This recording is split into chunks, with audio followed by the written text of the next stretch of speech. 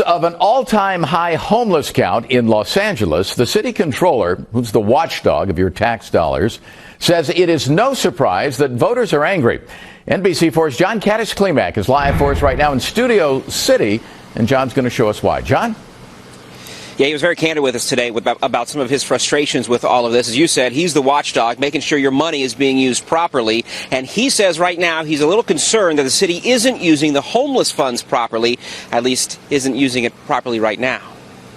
Well, to be frank, at this point, I'm upset. LA City Controller Ron Galperin, candid frustration with us today, speaking for the first time since the release of the homeless count proved the crisis in Los Angeles is at an all-time high. All of us wanted to see more results by now. I think people had a reasonable expectation that more would happen. Galperin is in the midst of an audit of Proposition HHH, which voters passed in 2017. Triple H was supposed to and is supposed to create 10,000 units.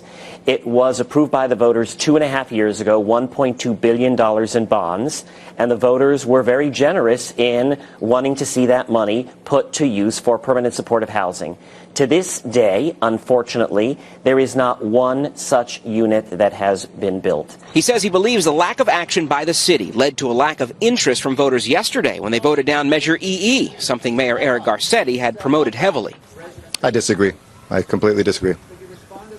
I'll just say I completely disagree. Even outside the mayor's office at City Hall today, a homeless encampment is sprawling. The controller says the mistake lies with the city's inability to see the crisis as more of a natural disaster. When you have, for example, a major earthquake or you have a major flood or disaster anywhere in the country, you see FEMA trailers come in. You see a whole organized effort to house people, even if it's intense. He says the fault lies in looking for perfection instead of looking for reasonable temporary solutions. It's not necessarily about everybody having their own unit, but how do we look at shared housing models? How do we look at micro units? Again, it's not perfect, but it is much better than actually being on the sidewalk. What a tragedy that is.